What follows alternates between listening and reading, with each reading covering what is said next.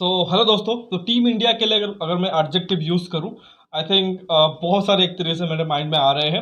First of all देखो, unstoppable team India, उसके बाद अनबिलीवेबल टीम इंडिया, उसके बाद अनबीटेबल टीम इंडिया और इन्विंसिबल टीम इंडिया। मतलब ये कहना ज़रूरी है और कहना पड़ रहा है कि टीम इंडिया ने जिस तरह से क्रिकेट खेला है for the entire world cup अभी तक जो एक तरह से रहा है, 8 में से 8 मैच जीत चुके हैं।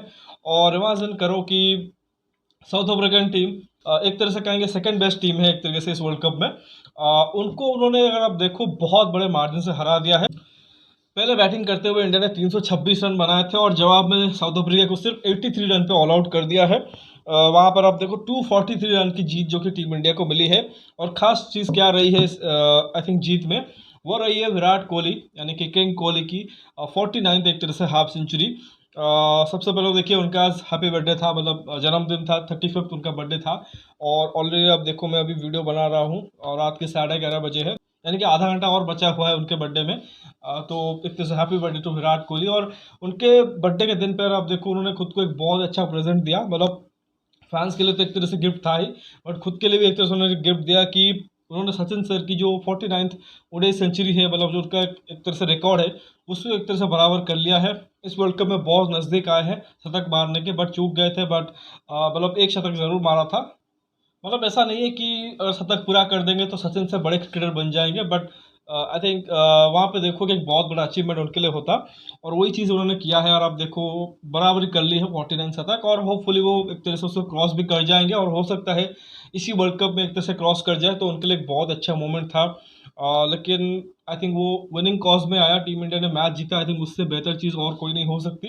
कुछ साल पुरानी बात है जब आई थिंक एक शो में शायद सलमान खान ने ही पूछा था सचिन सर से कि सचिन आपका जो रिकॉर्ड एक तरह से आपने बनाए हैं, कौन से वो खिलाड़ी हैं जो कि आपको लगता है तोड़ सकते हैं, या लग रहा है कि कोई उसे तोड़ नहीं सकता। मतलब बहुत ही मुश्किल था एक तरह से उस रिकॉर्ड्स को तोड़ना। बट वहाँ पे सचिन सर ने कहा था कि यहीं पे इसी रूम में बैठे हुए हैं हमारे इंडियन यंगस्टर रोहित और विराट, ये एक तरह से उसका मतलब चांस है कि उसको एक तरह से तोड़ दे। और उन्होंने ये भी कहा था एज लॉन्ग आज कोई इंडियन मेरा रिकॉर्ड तोड़ता है तो मेरे लिए वो अच्छी चीज़ होगी। और आई थिंक जब विराट ने शतक जड़ा, उसके बाद सचिन सर ने अब देखो उन्होंने ट्वीट किया, उनको बधाई दी और उन्होंने कहा कि आप जल्द से जल्द जो कि अगला 100 भी मारिए और 50 शतक एक तरह से पूरा करिए। तो आई मीन कौन सा एक तरीके से प्लेयर एक तरह से खुश नहीं होगा अपने टीममेट के एक तरीके से परफॉर्मेंस से।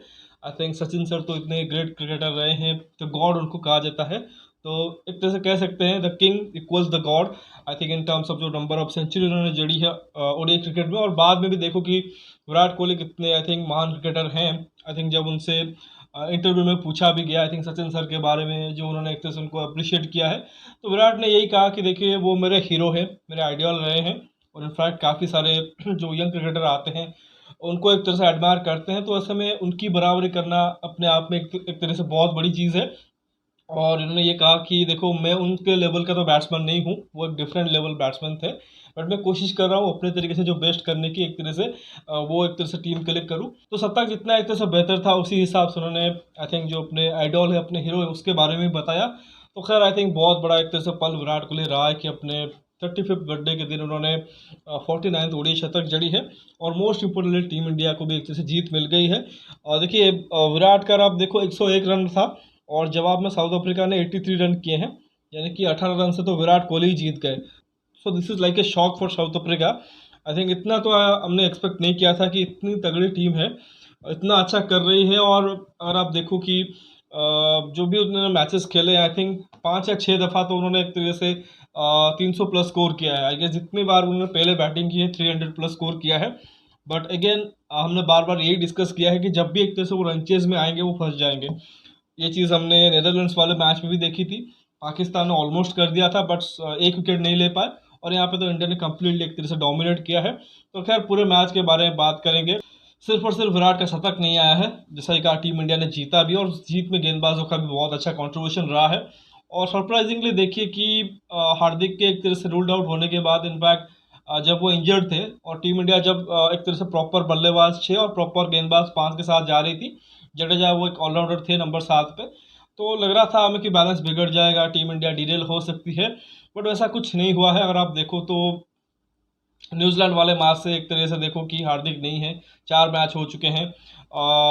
लगातार तीसरा मैच जो कि इंडिया ने पहले बैटिंग करके बाद में डिफेंड किया है विद जस्ट 5 बॉलर्स। और सबसे बढ़िया काम है देखो कि जो तेज गेंदबाजों ने की है, हर मैच में नई बॉल से एक तरह से विकेट लिया है और नई बॉल से एक तरह से गेम को डेड कर दिया है। बाद में स्पिनर ने आके एक तरीके से कह सकते हैं कि एक तरीके से जो बच्चे कच्चा काम है उसे ही एक तरह से किया है। हालांकि आज अगर आप देखो, Ravindra Jadeja only become the second spinner for Indian team जिन्होंने वर्ल्ड कप में 5 लिया है। और वो काम भी किया था एक और ऑलराउंडर यूवी पाजी ने 2011 में आयरलैंड वाले मैच में उन्होंने शायद 5 लिया था। और आई थिंक अगर आप गौर से देखो तो रविंद्र जडेजा भी वही काम कर रहे हैं जो यूवी पाजी ने 2011 में किया था। वो बैट से एक तरीके से बेहतर कंट्रीब्यूट कर रहे थे, साथ ही बॉलिंग में भी एक तरह से अच्छा कर रहे थे, बैटिंग ऑलराउंडर थे।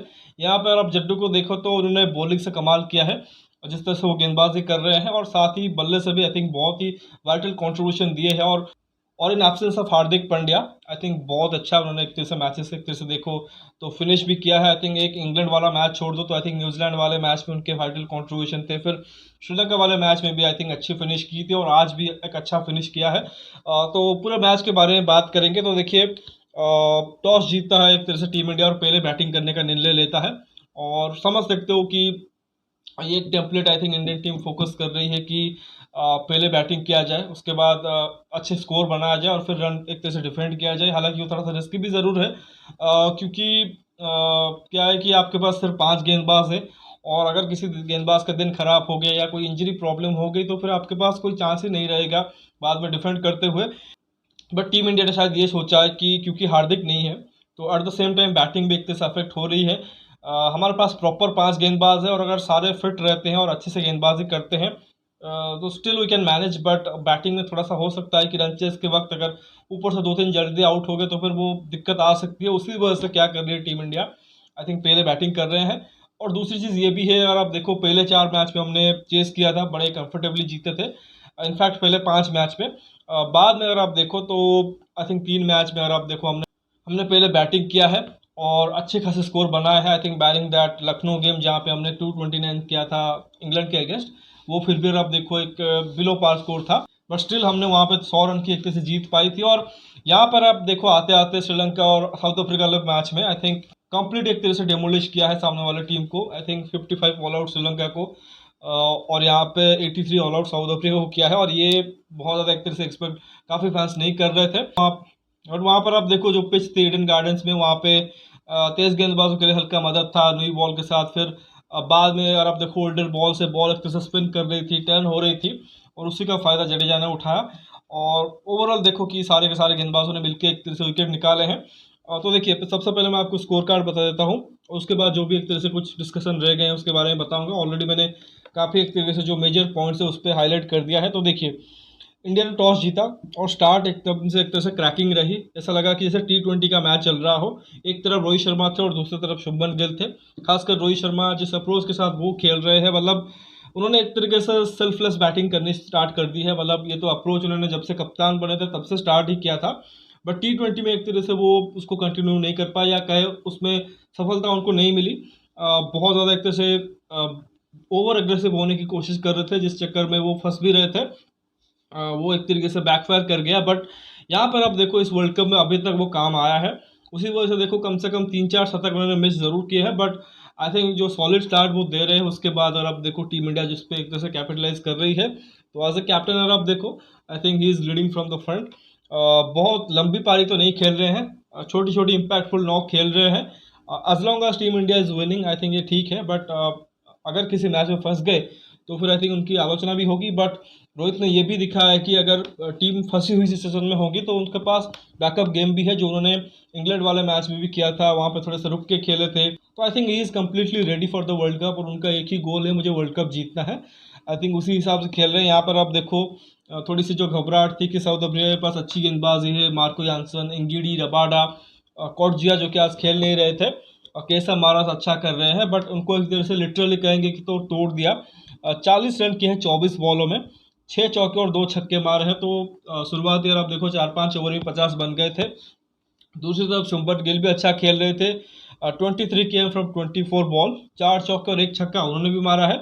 बट एक तरह से कहेंगे कि एक अच्छी पार्टनरशिप के बाद दोनों एक तरह से बल्लेबाज आउट हुए रोहित शर्मा आई थिंक जिस तरह से वो बैटिंग करते हैं थोड़ा सा रिस्की होता है कि कभी ना कभी आई थिंक शॉट मारते हुए आउट होंगे, और इस बार भी वही हुआ। स्टेप आउट करके रबाडा को मारने की कोशिश कर रहे थे मिड ऑफ टपाने की, बट सीधा मिड ऑफ के हाथ में ही मार दिया। लेकिन उसके बाद शुभमन गिल बहुत ही अच्छे बॉल पे आउट हुए। केशव महाराज ने आई थिंक बहुत अच्छा उन्होंने एक तरह से ड्रिफ्ट किया था। आई थिंक स्पिन होके बॉल, और आप देखो जो शुभमन की पैर थी वहाँ से ऑलमोस्ट स्पिन हुई, जो चौथा स्टंप था वो वहाँ से, और वहाँ से जाके वो आई थिंक टॉप ऑफ लगी। I think dream delivery for a left arm spinner. तो बहुत अच्छा उन्होंने बॉल डाला। उसके बाद अगर आप देखो तो मुश्किल लग रहा था कि जिस तरह से बॉल स्पिन हो रही थी, और केशव महाराज बहुत ज़्यादा एक्यूरेट रहते हैं अपने आई थिंक लाइन और लेंथ पे, और सबसे भी एक अच्छे गेंदबाज है। तो स्पिन को खेलना एक तरह से रियल चैलेंज था, और आई थिंक शायद ये अंदाज़ा भी होगा टीम इंडिया को और कप्तान रोहित शर्मा को। उसी वजह से देखो उन्होंने पावर प्ले में ही एक तरह से अटैक कर दिया था, ताकि बाद में एक तरह से ईजी रहे मिडल ओवर्स के बल्लेबाजों के लिए। और बीच में थे दो हमारे बहुत अच्छे स्पिन प्लेयर, एक विराट कोहली और श्रेयस अय्यर। विराट का भी फिर भी आप देखो तो रिसेंट टाइम्स में स्पिन के खिलाफ अब हल्का सा वो ट्रबल में आए हैं, खासकर left arm spinner. But Shreyas Iyer अगर आप देखो वो बहुत अच्छा स्पिन को खेलते हैं। उनके पास काफ़ी इनोवेटिव शॉट्स तो नहीं है, जैसे स्वीप शॉट, रिवर्स स्वीप हो गया, स्कूप वो खेलते नहीं है, सीधे बल्ले के साथ खेलते हैं, स्टेप आउट अच्छा करते हैं, खड़े खड़े लंबे छक्के मारते हैं। इनिशियली अगर आप देखो दोनों ही बल्लेबाज ने काफ़ी धीमा खेला था, खासकर श्रेयस अय्यर। बट बाद में आप देखो सही तरीके से एक्सलरेट किया। तो अगेन देखो कोहली ने तो शतक ही जड़ा है, अंत में जाके शतक जड़ा है। और आप देखो नॉट आउट रहे हैं 101 पे, 121 बॉलों में 10 चौके मारे हैं, यानी कि काफ़ी एक तरह से सिंगल डबल भी लिए थे। बट आई थिंक देखो शतक तो ज़रूर आया है, बट टूवर्ड्स द एंड आप देखो जो एक्सलेशन चाहिए था आई थिंक विराट से वो हो नहीं सका। आई थिंक थोड़ा सा डिसअपॉइंटमेंट उससे ज़रूर था, बट ओवरऑल देखो इनिंग्स बहुत अच्छी थी, और कंसिडरिंग कि जिस तरह से पिच बिहेव कर रही थी खासकर स्पिनर के लिए। बट देखो हल्का सा कहोगे कि आप चाहते कि अंत में जाके विराट कोहली थोड़ा सा एक्सलेट करते, बट एक तो आई थिंक शतक के लिए देख रहे थे ज़रूर। आई थिंक ये कहना गलत होगा कि वो शतक के लिए नहीं देख रहे थे, कहीं ना कहीं जो उन्होंने मिस किए हैं काफ़ी सारे शतक, तो कहीं ना कहीं उनके माइंड में ज़रूर होगा। बट मोर और लेस आई थिंक उन्होंने बाद में कहा भी कि टीम मैनेजमेंट से एक तरह से कम्युनिकेशन हुआ था कि उनको अंत तक खेलना है। I think which he did. तो ओवरऑल अच्छी इनिंग्स थी, बट यही है कि अंत में थोड़ा सा वो और बेहतर एक्सलेट कर सकते थे। अगर 350 तक हम पहुंच जाते तो आई थिंक फिर उतना एक तरह से चर्चा नहीं होता, but still an excellent knock. उसके अलावा श्रेयस अय्यर जैसा ही कहा कि उनकी इनिंग सिर्फ 2 हाफ में देखो, आई थिंक पहले 40 बॉल तक आई थिंक 15-16 रन ही बनाए थे, बट बाद में उन्होंने बहुत अच्छा एक्सलेशन किया। 77 किए हैं फ्रॉम 87 बॉल्स, 7 चौके और 2 छक्के मारे हैं। तो लगातार दो उनकी बहुत अच्छी इनिंग्स आई है, और Shreyas Iyer the batsman I think उनके ऊपर कभी भी डाउट नहीं था। और आई थिंक पिछले 10 साल अगर आप देखो तो नंबर 4 में इंडिया का बेस्ट बैट्समैन है, जिसने सबसे ज़्यादा रन भी किया और सबसे ज़्यादा इम्पैक्ट भी डाला है। के राहुल के भी नंबर्स अच्छे हैं, बट उनके सैंपल साइज छोटा है। But Shreyas Iyer I think उनकी एक तरीके से जो प्रॉब्लम है शॉर्ट बॉल के खिलाफ, और वो भी एक तरह से तब एक तरह से रेज होती है जब वो एक तरीके से डिलीवरेटली हर बॉल को मारने की कोशिश करते हैं, मतलब ओवर एग्रेसिव होने की कोशिश करते हैं। अगर नॉर्मल बैटिंग करते हैं तो आई थिंक शॉर्ट बॉल को वो आराम से खेलते हैं, अलॉन्ग द ग्राउंड खेलते हैं, इवन अगर आप देखो उसको लीव भी कर देते हैं। बट जब जब वो कोशिश करते हैं कि मैं अल्ट्रा एग्रेसिव होकर छक्के मारने की कोशिश करूं, या थोड़ा सा गेंदबाज को एक तरह से डोमिनेट करने की कोशिश करते हैं, तो आई थिंक कभी कभार डीप में पकड़े जाते हैं। तो वो चीज़ हमने ट्रेंट बोल्ट के साथ भी देखा, जो जिस तरह से उन्होंने आउट किया। उसके बाद जो जॉश शटअप लेंथ की बॉल थी उसको आई थिंक उन्होंने पुल करना चाहा था। आई थिंक क्रिस वोक्स गेंदबाज थे इंग्लैंड के खिलाफ, तो आई थिंक वो कुछ गलती कर जाते हैं। बट स्टिल आई थिंक मुझे लगता है कि बहुत एक तरह से सॉलिड प्लेयर है स्पिन के, अच्छे तरीके से पेस को भी खेलते हैं। और आई थिंक ये देखिए कि पिछला जो वर्ल्ड कप हुआ था 2019 वाला, नंबर 4 का जो बैट्समैन था उससे एक भी 50 नहीं आया था हमारे इंडियन टीम के लिए। लेकिन इस वर्ल्ड कप में ऑलरेडी श्रेयस ने 3 50 जड़ दिए हैं। तो आई थिंक चेंज तो ज़रूर हुआ है, और उसी को वो कंटिन्यू करना चाहेंगे। बाकी अगर आप देखो नीचे से तो के राहुल निराश रहे होंगे। 17 बॉलों में 8 रन किए हैं, टाइम उन्होंने स्पेंड कर दिया था, उनको थोड़ा सा एक्सलेशन करना था, फिनिश अच्छा करना था, वो कर नहीं पाए। आई थिंक पिछले 2-3 इनिंग्स में हल्के थोड़े से पड़ गए हैं, और थोड़ा सा जो उनसे उम्मीद था वो नहीं कर पाए हैं। But still I don't think कि उतना बड़ा प्रॉब्लम है। जिस तरह से उन्होंने 2 से 3 से एक तरह से हमें एक तरह से निकाला था ऑस्ट्रेलिया के खिलाफ, और वो जो आई थिंक उन्होंने बैटिंग की थी फ्लॉलेस बैटिंग, उसको देखते हुए आई थिंक बहुत ज़्यादा डाउट के राहुल के ऊपर होना नहीं चाहिए। वो मुश्किल सिचुएशन पे एक तरह से टीम में काम आएंगे। बट मुझे थोड़ा सा सूर्य कुमार यादव से कहीं ना कहीं थोड़ा सा नाराज़गी है, बिकॉज जो उनका काम है, जिस काम के लिए उनको टीम में ऐड किया गया है और जिसके लिए वो जाने जाते हैं, वो कर नहीं पा रहे हैं। आज भी अगर आप देखो उनके पास बेस्ट एक तरह से सेट था, उनको आके फिनिश करना था, बट अगर आप देखो उन्होंने 22 रन किए हैं 14 बॉलों में, मतलब ठीक ठाक चल भी रहे थे बट आउट हुए हैं। और आई थिंक उनके जो 49 शायद इंग्लैंड वाले मैच में थे उसको छोड़ दिया, आई थिंक 2-3 इनिंग्स ऐसे ही आउट हुए हैं। तो उनसे आप उम्मीदें एक तरह से बहुत ज़्यादा लगाए बैठे हो और होपफुली वो एक तरह से नॉकआउट में एक तरह से कर देंगे, बिकॉज अब हार्दिक नहीं है तो उनके ऊपर ही डिपेंड होना पड़ेगा। बाकी जडेजा ने बहुत अच्छी पारी खेली है, 29 फ्रॉम 15 बॉल, 3 चौके और एक छक्का मारा है, जो फिनिश चाहिए था, जो एक्सप्लोजन एक तरह से चाहिए था, क्योंकि विराट के बल्ले से उस हिसाब से रन नहीं आ रहे थे। तो आई थिंक जडेजा ने बहुत अच्छा काम किया है। 26 एक्स्ट्रेज भी डाले हैं, 326 में 26 एक्स्ट्रेज हैं। तो ये कुछ एक तरीके से इंडिया की बैटिंग कार्ड थी। जहाँ तक साउथ अफ्रीका की गेंदबाजी की बात करें, देखो आई थिंक मार्करम ने 2 ओवर किए हैं, 17 रन दिए हैं, उनको विकेट नहीं मिला है, बट अदरवाइज सारे के सारे गेंदबाजों को एक एक विकेट मिला है। चाहे इंगेडी हो जिन्होंने 8.2 में 63 दिया है, मार्को यानसन बहुत महंगे साबित हुए हैं। 9.4 ओवर में आप देखो 94 उन्होंने कंसीड किए हैं, एक विकेट उन्होंने लिया है, 6 रन से वो अपने शतक से चूक गए। बाकी रब्बाडा ने बहुत अच्छा स्पेल डाला है, 10 ओवर में एक मेडन डाला है, 48 रन दे के एक आउट किया है। और केशव महाराज तो बहुत एक तरह से इकोनॉमिकल रहे हैं, 10 ओवर में 30 रन दे के एक आउट किया है। बाकी शमशी ने भी एक आउट किया बट महंगे साबित हुए हैं, 72 उनको पड़े हैं। तो ये एक तरह से बॉलिंग चार्ट थी। और उसके बाद जब बैटिंग की बारी आई तो साउथ अफ्रीका पूरी तरीके से तहस नहस हो गई है, मतलब कुछ स्कोर नहीं है उनको दिखाने को। आई थिंक 20 का भी जो मार्क है किसी ने क्रॉस नहीं किया है। और डिकॉक के 5 है, बबूमा के 11 हैं, 13 रन रशी के हैं, मार्करम ने 9, क्लासन के 1 हैं, मिलर के 11, मार्को यानसन 14, और ये शायद हाईएस्ट रन गेटर है मार्को यानसन।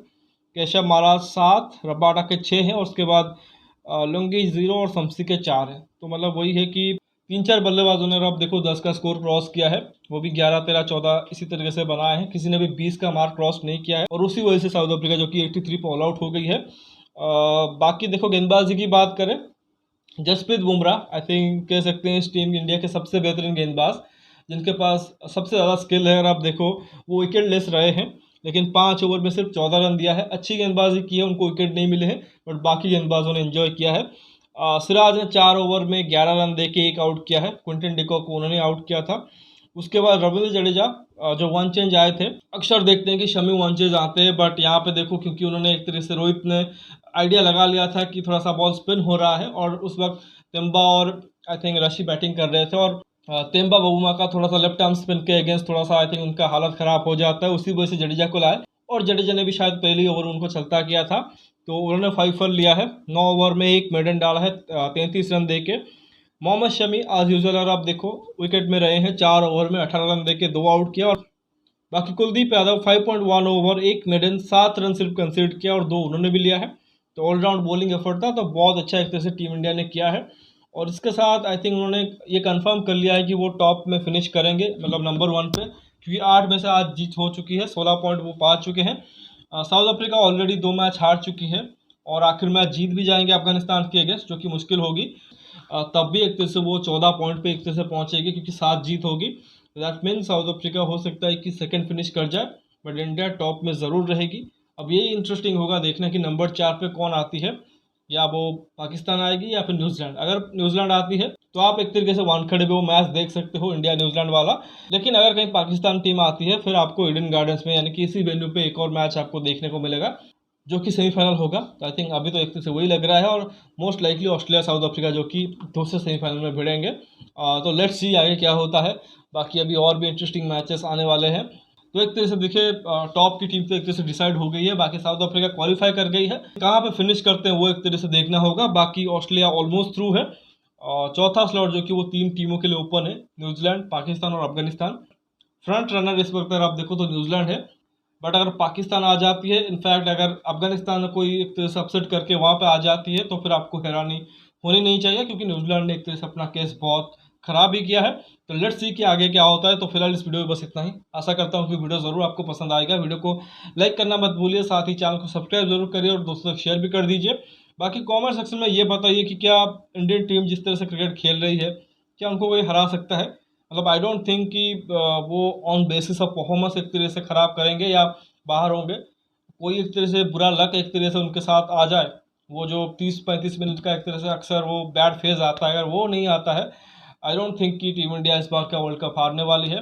बट फिर भी आई थिंक थोड़ा सा प्रेशर ज़रूर है, थोड़ा सा नर्वस है, क्योंकि जो लास्ट टाइम पे एक तरह से चीज़ें हुई है उसको एक तरह से हम भूल नहीं पाएंगे। तो बस वही है कि ऊपर वाले से एक तरीके से दरख्वास्त वही है कि इस बार हमारे साथ रहे, और ये जो इंडियन टीम है आई थिंक डेफिनेटली ये डिज़र्व करते हैं वर्ल्ड कप। जिस तरह से उन्होंने क्रिकेट खेला है आई थिंक उनको ट्रॉफी दे, और साथ ही हम फैंस को भी चीयर करने का मौका दें।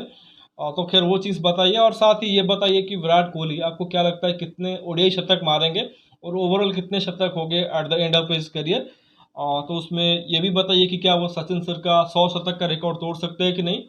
मुझे लग रहा है कि ओडीआईज में क्रॉस कर जाएंगे, बट टेस्ट क्रिकेट में क्रॉस करना बहुत मुश्किल होगा। ओवरऑल अभी मुझे पता नहीं है, क्योंकि कितना वक्त तक वो एक तरह से खेलेंगे आई डोंट नो। लेकिन ये है ऑलरेडी वो एक तरीके से इंडिया के बहुत बड़े बल्लेबाज है वर्ल्ड क्रिकेट में भी, और वन ऑफ द ग्रेटेस्ट हैं। और जब भी एक तरीके से वो रिटायरमेंट लेंगे उनको दुनिया एक तरीके से एक बहुत बड़े खिलाड़ी के रूप में याद करेगी। आई थिंक वही चीज़ उनके लिए भी एक तरीके से बड़ी चीज़ होगी। तो लेट्स सी। बाकी नोटिफिकेशन की घंटी दबा लीजिए ताकि हर एक वीडियो की अपडेट आपको टाइम पे मिलते रहे। मिलते हैं अगले वीडियो में, तब तक के लिए धन्यवाद। जय हिंद।